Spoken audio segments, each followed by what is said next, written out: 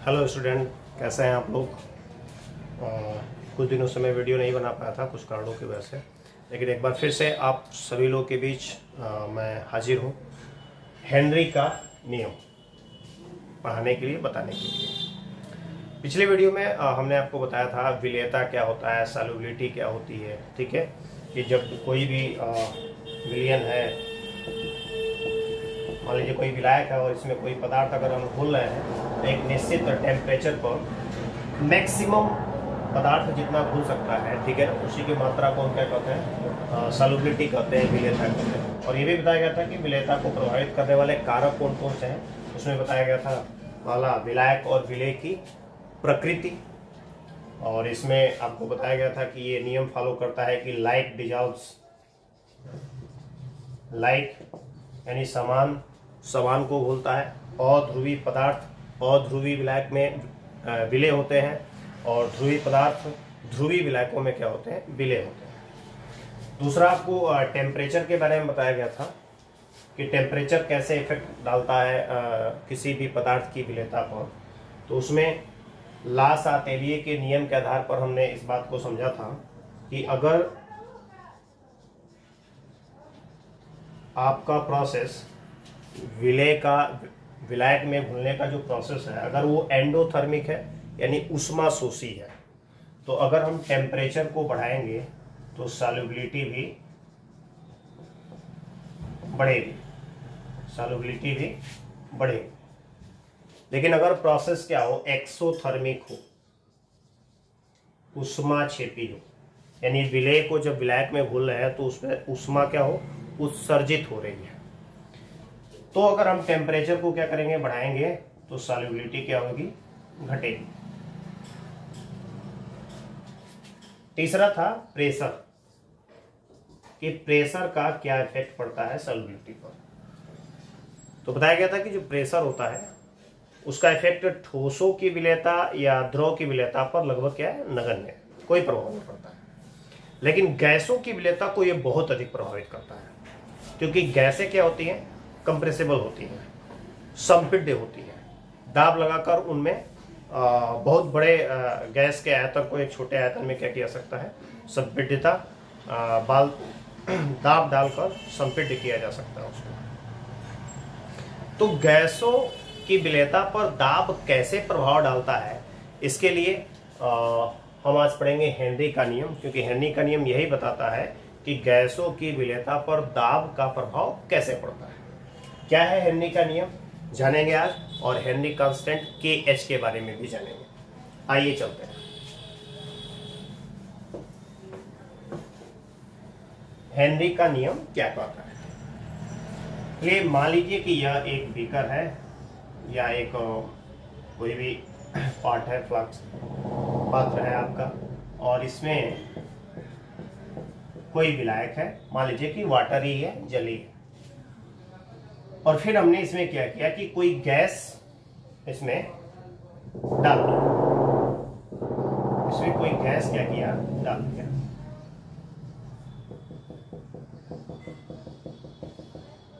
ये द्रव की सतह है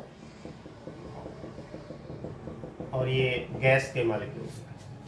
तो होगा क्या कि गैस के कुछ मॉलिक्यूल्स जो होंगे वो लिक्विड में, इस विलायक में, सॉल्वेंट में क्या हो जाएंगे, घुल जाएंगे, और कुछ ऊपर ही रह जाएंगे, सतह के ऊपर ही रह जाएंगे। कुछ जल में विलय हो जाएंगे और कुछ क्या हो जाएंगे, ऊपर ही रह जाएंगे। तो सतह के ऊपर ये जो गैस का आयतन है, ये गैस क्या करेगा, सतह पर क्या करेगा, दाब डालेगा। और ये गैस जितना ज्यादा सतह पर दाब डालेगा, कॉमन सी बात है कि इस गैस की इस जल में विलेयता, इस सॉल्वेंट में जो विलेयता है, घुलनशीलता है, वो क्या होगी, अधिक होगी। यही चीज हेनरी ने बताया कि किसी एक चीज जरूर, स्थिर ताप पर, फिक्स टेम्परेचर पर, क्योंकि टेम्परेचर चेंज होगा तो सॉल्युबिलिटी भी क्या हो जाएगी, चेंज हो जाएगी। तो अगर टेम्परेचर क्या हो, कांस्टेंट हो, तो स्थिर ताप पर किसी गैस की द्रव में विलेयता, द्रव या हम कह सकते हैं विलयन की सतह पर गैस के द्वारा डाले गए आंशिक दाब के अनुक्रमानुपाती होती है, समानुपाती होती है। एक बार फिर समझिए कि ये हमने क्या किया, एक सॉल्वेंट लिया, वाटर जैसे मान लीजिए ले लिया हमने, और इसमें क्या किया, किसी गैस को घोलने का प्रयास किया। कुछ गैस के मालिक्यूल उस द्रव में क्या हो जाएंगे, घुल जाएंगे, और कुछ उसकी सतह पर ही क्या हो जाएंगे, सतह के ऊपर क्या हो जाएंगे, रह जाएंगे। तो सतह के ऊपर जो गैस के मालिक्यूल्स है वो सतह पर क्या करेंगे, दाब डालेंगे, और ये दाब जितना ही अधिक डालेंगे उतना ही उस गैस की द्रव में विलेयता क्या होगी, अधिक होगी। और इसी चीज को हेनरी ने बताया कि किसी स्थिर ताप पर किसी गैस की किसी द्रव में विलेयता क्या होती है, उस द्रव या विलयन कह लीजिए के सतह पर पड़ने वाले गैस के आंशिक दाब के अनुक्रमानुपाती होती है। यानी इस गैस का आंशिक दाब जितना ही अधिक होगा, इस गैस का इस द्रव में घुलनशीलता, विलेयता उतनी ही क्या होगी, अधिक होगी। इस स्टेटमेंट को लिखते हैं, क्या है स्टेटमेंट होगा, हेनरी का नियम कि स्थिर ताप पर किसी गैस की किसी द्रव में विलेयता, द्रव या आप कह लीजिए विलयन, द्रव या विलयन की सतह पर पड़ने वाले गैस के आंशिक दाब के अनुक्रमानुपाती होती है। स्थिर ताप पर किसी गैस की किसी द्रव में विलेयता, द्रव या विलयन के सतह पर पड़ने वाले गैस के आंशिक दाब के अनुक्रमानुपाती होती है। अब गैसों की विलेयता को हम मोल अंश के रूप में भी व्यक्त कर सकते हैं, मोल प्रभाज, मोल फ्रैक्शन के रूप में भी व्यक्त कर सकते हैं। इस चीज को समझिएगा कि मान लीजिए कि m ग्राम जो है इस लिक्विड में, m ग्राम गैस जो है वो क्या हो गया, घुल चुका है। m ग्राम गैस जो है वो लिक्विड में, सॉल्वेंट में क्या हो चुका है, घुल चुका है। अब यदि अगर इसकी विलेयता अधिक होगी तो m का मान यानी गैस के द्रव्यमान का मान क्या होगा, बढ़ेगा। और जब गैस का द्रव्यमान बढ़ेगा तो गैस के मोलों की संख्या Nb क्या होगी, बढ़ेगी।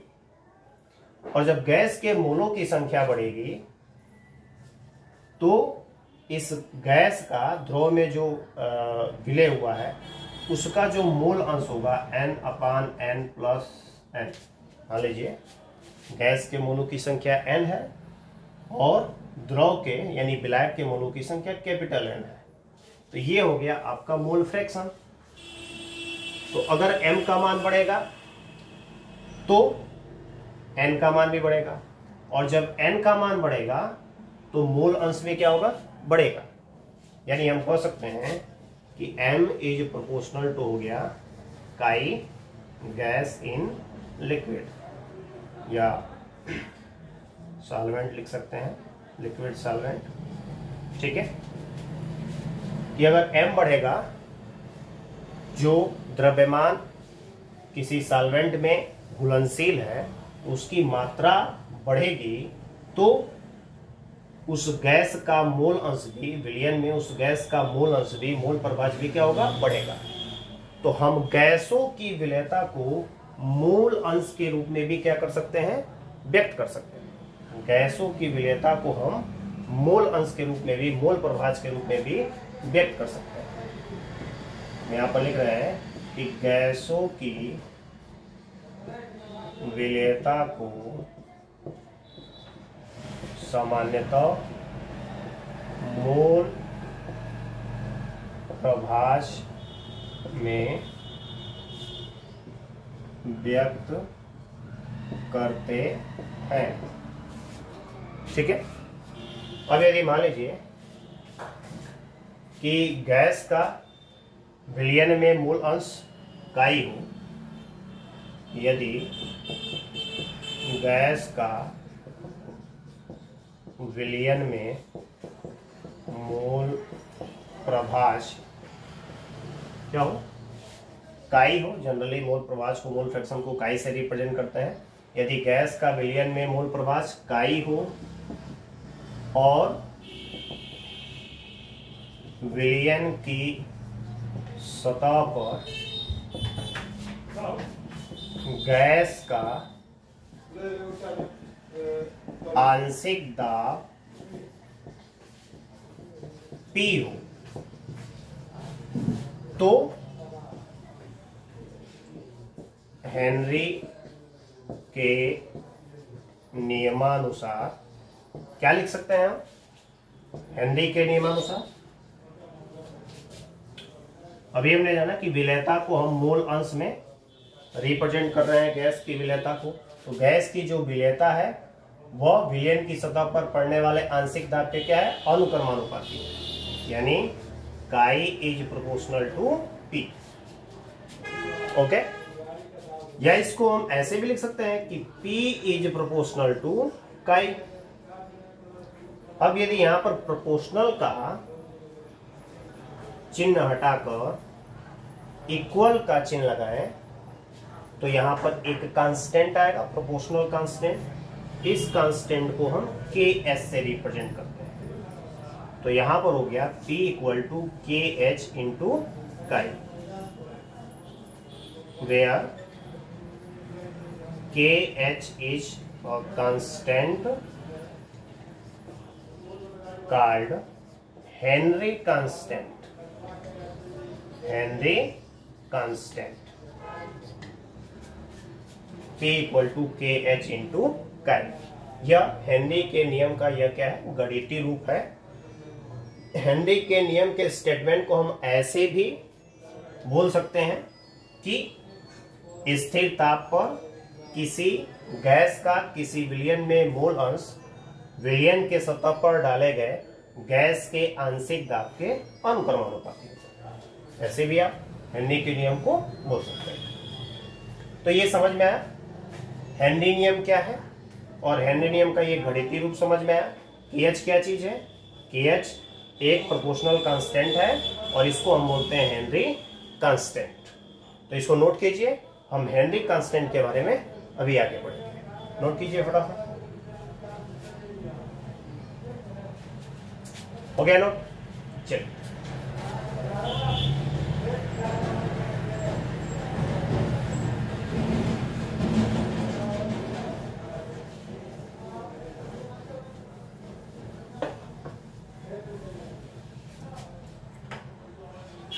अब जरा ये देखते हैं कि KH का मात्रक क्या होगा, KH का हेनरी कांस्टेंट का मात्रक क्या होगा।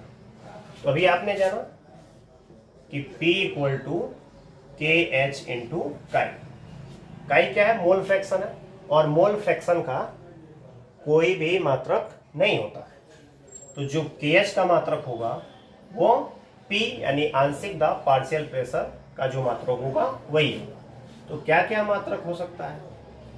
दाब का बार हो सकता है, या ATM हो सकता है, या फिर मिलीमीटर पारे के दाब के रूप में हो सकता है, और जनरली जो है हम किलो बार में रिप्रेजेंट करते हैं KH के मात्रक। KH का मात्रक, KH की वैल्यू जनरली किसमें रहती है? किलो बार में दी गई जाती है। KH का मान डिपेंड किस पर करता है? तो KH का मान डिपेंड करता है गैस और विलायक की प्रकृति पर। गैस और विलायक की प्रकृति पर, यानी अलग अलग गैसों के लिए अलग अलग KH की वैल्यू होती है। अलग अलग विलायकों में भी KH की वैल्यू क्या होती है? गैस के लिए अलग अलग होती है। और दूसरा टेम्परेचर पर, ताप बढ़ने पर के एच का मान भी क्या होता है, बढ़ता है। ताप बढ़ने पर के एच का मान भी, हेनरी कांस्टेंट का मान भी क्या होता है, बढ़ता है। अब के एच का इंपॉर्टेंस क्या है, इस चीज को समझते हैं कि के एच का इंपॉर्टेंस क्या है। मान लीजिए कि हमारे पास 3 गैसें हैं, ए बी सी, और इनका किसी टेम्परेचर पर किसी एक ही सॉल्वेंट में इनके लिए के एच की वैल्यू, मान लीजिए ए के लिए के एच की वैल्यू 150 किलो बार है, बी के लिए मान लीजिए 100 किलो बार है, और सी के लिए मान लीजिए 50 किलो बार है। तो अगर आपसे पूछा जाए कि इन तीनों में से सबसे अधिक विलेय कौन है, सबसे अधिक सॉल्युबल कौन है, तो आपका क्या जवाब होगा?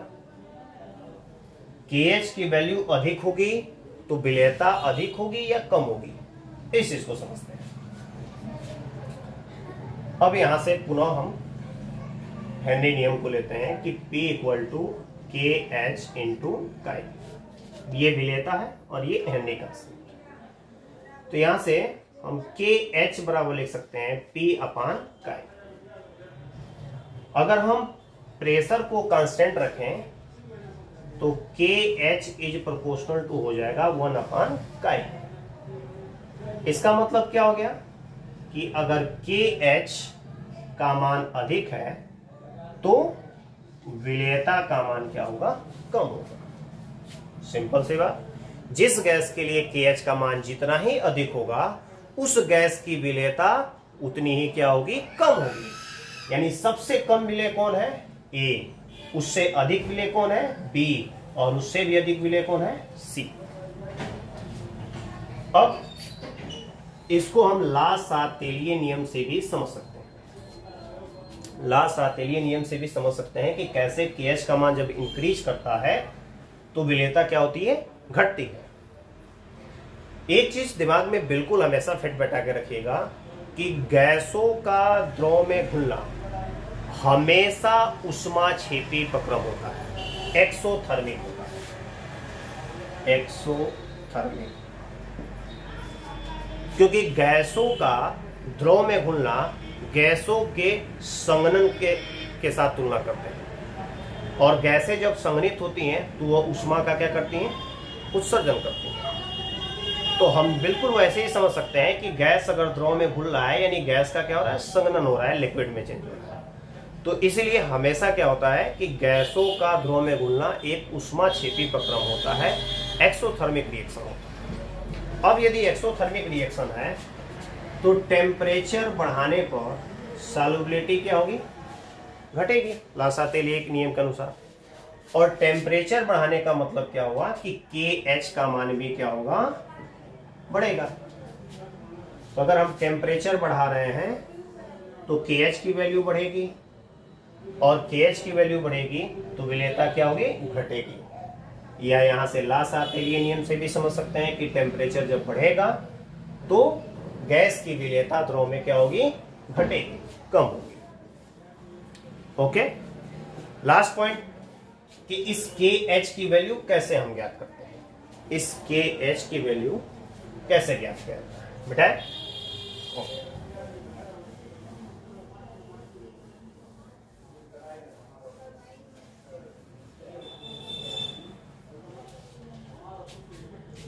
पुनः हेनरी लॉ देखते हैं। P = KH इंटू काई। इसकी तुलना जरा हम इक्वेशन Y = mx से करते हैं। यह एक स्ट्रेट लाइन का इक्वेशन है, और यह स्ट्रेट लाइन कैसे होता है, ओरिजिन से होते हुए ऐसे जाता है, जहां m बराबर होता है, ये m यानी स्लोप जो होता है इक्वल टू होता है tan थीटा। अगर ये थीटा एंगल, ये y होता है और ये क्या होता है, x होता है। तो अगर इसके साथ तुलना किया जाए तो अगर हम P और काई के बीच ग्राफ खींचेंगे, जहां P को हम y एक्सिस पर रिप्रेजेंट करेंगे और काई को x एक्सिस पर रिप्रेजेंट करेंगे। तो बिल्कुल ये इसी तरह का समीकरण है। तो हमें ये ग्राफ प्राप्त होता है इस तरह, जब हम पार्शियल प्रेशर और गैस की द्रव्य विलेयता यानी काई के बीच ग्राफ खींचते हैं, तो हमें इस तरह का एक स्ट्रेट लाइन प्राप्त होता है जो ओरिजिन से होकर जाता है। अब इसका जो स्लोप होगा,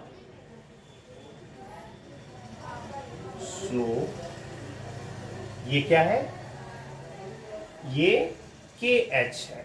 इसका जो स्लोप है वो क्या है, KH है। और इसको हम कैसे निकाल सकते हैं, P/X या Y/X ऐसे निकाला जा सकता है, लंब बटा आधार, क्योंकि स्लोप बराबर होता है क्या, tan थीटा। तो इस ग्राफ की सहायता से हम क्या कर सकते हैं, KH की वैल्यू निकाल सकते हैं। उम्मीद करता हूं आपको हेनरी नियम समझ में आया होगा और ये हेनरी नियम का गणितीय रूप समझ में आया होगा और KH के बारे में आपको अच्छी तरीके से समझ में आया। अगला वीडियो हमारा हेनरी नियम से संबंधित कुछ प्रॉब्लम्स को लेकर होगा और जल्दी ही मैं उसको लेकर हाजिर होऊंगा। Thank you so much, wish you all the best.